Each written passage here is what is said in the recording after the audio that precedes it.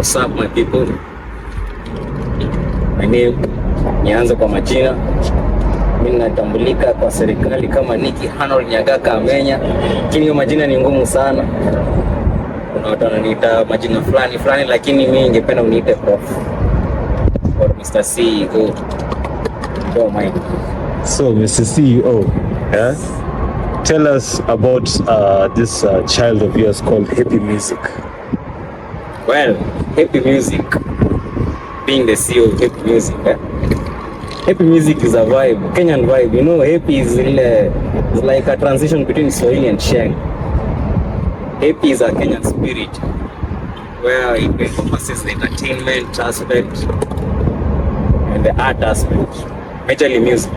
So Hepi Music is a platform whereby local artists, wasanii wa mtaa, hata uko mpigaji, unakuja unapata ecosystem yenyewe whereby as an artist unakuja una benefit, because personally or us as Hepi Music believe there's something much more in music and art in Kenya which is not protected sufficiently with the available platforms.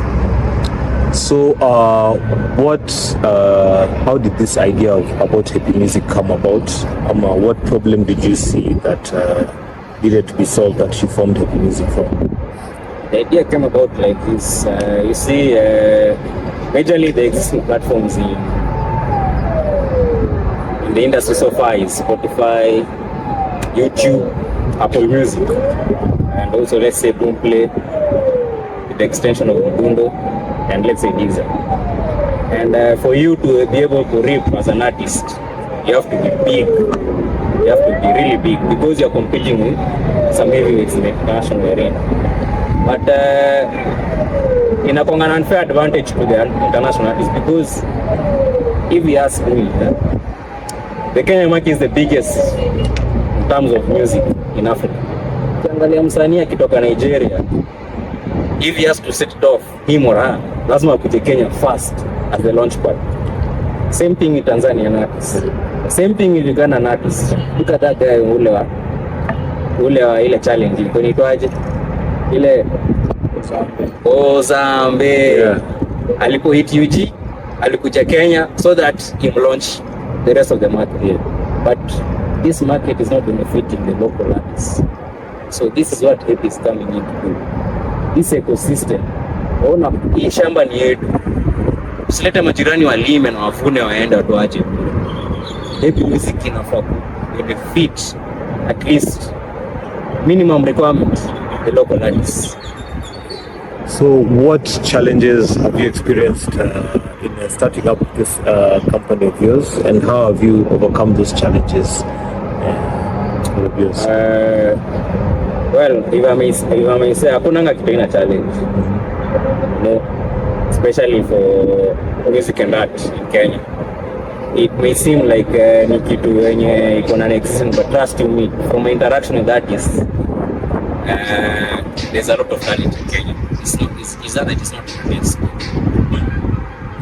The biggest challenge is the existing infrastructure and the guys and the can we call them cartels?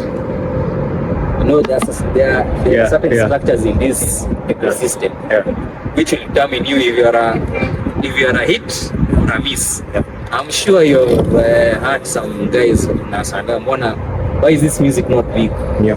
So Hepi is coming in to nullify such. The challenge so far tumepata ni hiyo barrier to entry. Yeah. But at least we make a platform out, the web app, and we are planning to transition to the mobile app whereby the artists will be able to monetize their crafts. So you said something about cartels. What is it that you've seen that makes you call these cartels? Is it that they shadow the industry? How would you describe the effect of these cartels in terms of putting Kenyan musicians down? The effect of these cartels is that is it gatekeeping? They're gatekeeping, exactly. Yeah. And they have made artists big unnecessarily. And the biggest beneficiaries of these cartels are not Kenyans. They are foreign artists, but in African markets. A foreign artist will release a new single, a new album, it will advertise in a radio station, be advertised in a media channel. But if a local artist does the same, he or she is shunned. We are serious. No. This is work. Even an established person or a structure or an organization is not conversant or in tandem with what you are doing, they immediately discredit you. All in all, Hepi Music is a platform which gives you or gives the artists a fair battlefield. If you are good, you're good. If you are not good, it's not for us to determine. It's for the market to tell you, yes, we like your song, we like your art, and whatnot. Yeah. So, has there been any help from the government for in terms of curbing these cartels? How do you rate the government involvement in terms of like this online streaming platform of yours? Is there any incentives? Is there any help? Is there anything they could do better? Yeah. The government offers lip service. Most guys in government, if you see, he has how many times has a government official invited a bongo artist, a rumba artist to perform? How many times have they invited a local artist? It's very rare to mention one instance. But for foreign artists, so many times artists coming from different markets coming to our market with the invitation of our leaders. So they will say one thing and do the other. So there's zero, if I can say, zero support. So what can they? What have you in light of the zero support? Nini umefanya that umekuja to solve the fact that there's a vacuum from the government? Creating an ecosystem. You know, one artist can have 100 fans, the other can have 150. If these artists, artist A and artist B, come together in one platform, there's 250 fans which each artist will have. So if one artist manages to pull their fans or their listeners to a platform, it also benefits the other. So then the ecosystem benefits in a compounding effect.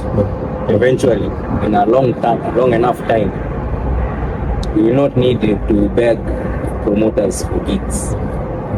So, in terms of as a business person, have you had any mentors in your journey in business? And if so, can you say your mentorship? How has it helped? Mentorship, not exactly, because entertainment and media is not big in Kenya. Yes. In terms of business or finding mentors, because there are very few and far between for success stories. But if I can look up to somebody, let's say, business, the principles are the same across. Let's say Jeff Bezos or Jack Ma. So you want to be the Jack Ma of what's it called? Online music. Well, I can put it that way, but I admire the tenacity of Jack Ma because he was rejected so over 20 job interviews. So as the CEO of Hepi Music, what do you see is the future of Hepi Music and where do you want to take it? The future of Hepi Music is tied to the future of Kenyan music. Upward trajectory. If you may notice, the consumption of Kenyan music is only on the rise. It's on the rise steadily. But there's one aspect which is missing.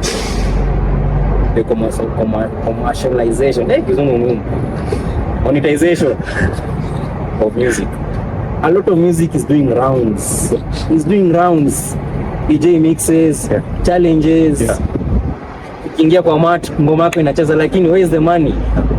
That's the one point which we need to address, and that's it. We shall take over Africa. So, any last words from CEO of Hepi Music to the world? Why should the world know about Nick Amenya, Hepi Music CEO, and why should they know about Hepi Music? The world should know that I have a lot of names. I've introduced myself as Nyagaka Amenya, but somebody else does not remember that name. But I hold true to one saying, which is failure is a destination, success is a journey. That's all I can say for now.